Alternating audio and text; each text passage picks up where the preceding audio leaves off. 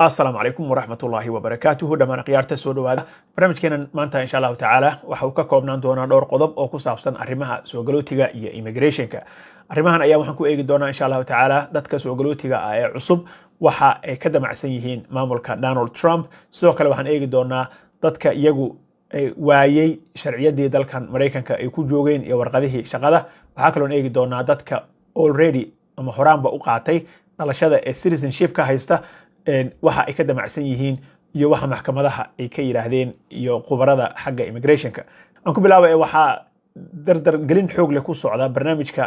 madaxweyne Trump iyo xirtiisa ay ku wadaan rabaan inay sharciga kaga noqdaan dad fara badan oo soo galooti ah gaar ahaan dadkii soo galay xilligii Joe Biden marka waxa ilaa iyo hadeer systemkii dalka ay ku joogeen ee warqadii shaqada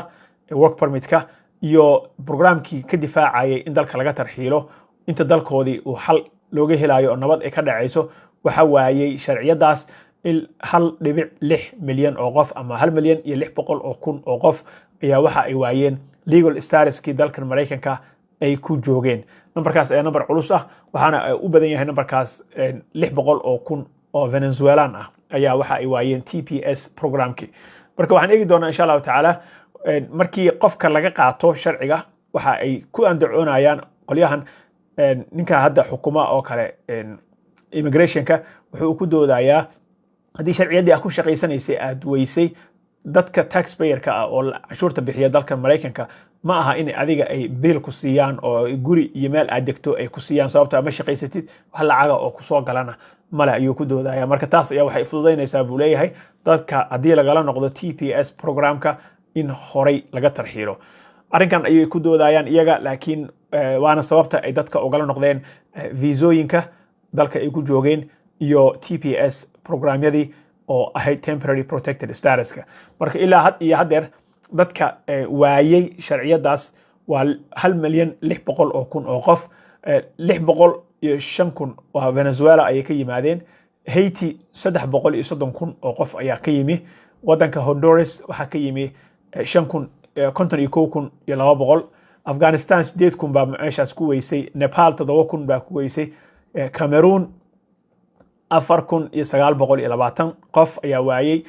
sharciyada ay ku joogeen dalka oo TPS ka ahaa Ethiopia waxa weynaysa baa la yiri 4,540 qof wadanka Myanmar waxa weynaysa 3,670 Nicaragua oo kale waxa weynaysa 2,900 South Sudan 210 qof ayaa iyagana sharciyadan weyn doona ama waayaba already oo dalalkooda lagala laabtayba sharciyadii ay ku joogeen dalka oo ka ilaalinaysay in ICE ay tarxiisho oo ka tarxiisho dalka marka dadkan waxa ku soo xigi doona oo uu ka dhacaya hadii Ilaahay idmo TPS programka waxa uu ka dhacaya wadamada ay kamid yihiin Soomaaliya oo kale iyo Ukraine iyo wadamadaas marka waxa la yiri hadii intuu ka dhaco madaxweynaha uu u cusboonaysiin waayo waxa dhici doonta sanadkii laga soo bilaabo sanadkii 1990kii ilaa iyo hadeer markii ugu horeysay qof programkan haysta dalka Mareykanka laga weyni lahaa weeye baa la yiri waxa intaas dheer oo kale CBP1 programka la dhihi jiray oo dalka inta aadan soo galin appointmentiga ballanta lagu soo sameeysan jiray inta aad darbiga ka soo boodin hadhowna qof immigration officer ah aad kula kulmaysay xuduuda adoo informationkaaga waxaaga lahayo kaas ayaa waxa ay u bedeleen oo ay ka dhigeen in qofka uu isku tarxiili karo hadii uu rabo dalka Mareykanka in uu rajo ka qabo inuu mar ku soo laabto CBP1kii programkii ahaa ama app-kii waxa ay ka dhigeen mid dib ugu laabasho ah self deportation ada istarxiilayo app-ka ka soo apply gareynaysa baa la yiri marka waagi dhaweyto markii ay balan qaadeen waxa ay sameeyeen in ay diyaaradana ku gooynayaan hadaa dirto adiga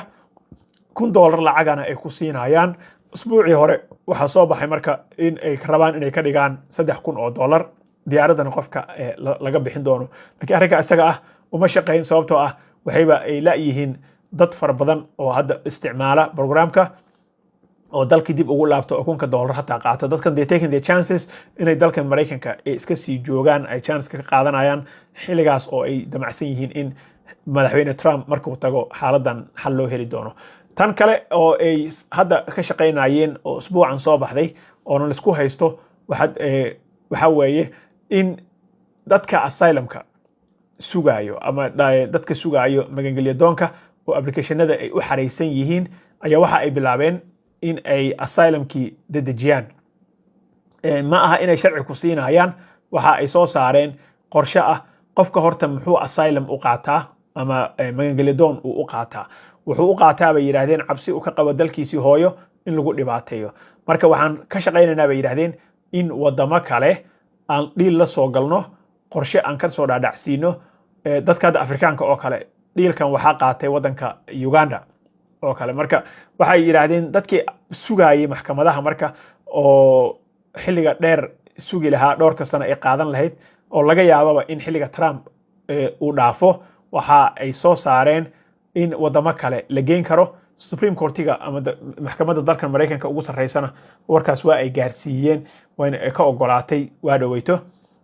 Problemka haystay wuxuu ahaa inay helaan wadamo qaabilayo dadkaas oo haddii dalkoodii ka cabsanayaan dalkan kale magangelyo doon ahaan in loo geyn karo. So Afrikaanka ama East Africa, Uganda ayaa dhiilkaas qaadatay. Programkaas marka waxa ay rabaan in ay ka kansalaan dadka asylumka sugayo oo sharciyada warqadda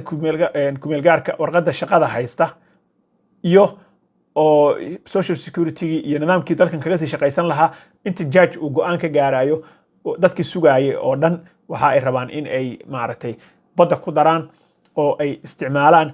sharci iyaga ay soo saarteen, maadaama bay leeyihiin waddankaagii hooyo aan lagugu celinaynin waddan kale oo magangelyo ku siinayo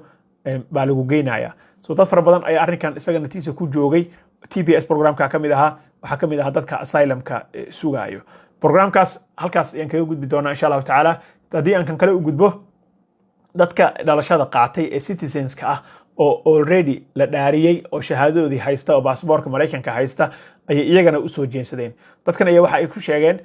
asbuucii la soo dhaafay in ay ka damacsan yihiin in bishiiba waa bishii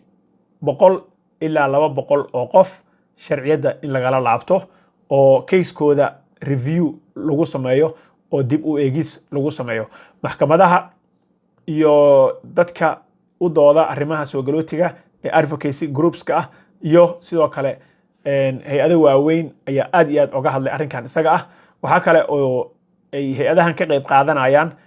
in ay loo suudiyo ama maxkamado ay la aadaan go'aanka loogala laabtay TPS programka wadamadaas hadda faraha badan oo hadday aan soo tirinay. Marka arrinkan dood ayay kaga jiraan. Waxaa kale oo ay sheegeen oo ay cadeeyeen 1990kii ilaa 2020kii 25 hadda aan ku jirro oo madaxweyne Trump uu noqday sanadkii dhan 10 qof oo kale baa waxa shaki gali jiray dhalashada ay qaateen, sida ay ku qaateen iyo in lagala laabto iyo in dib u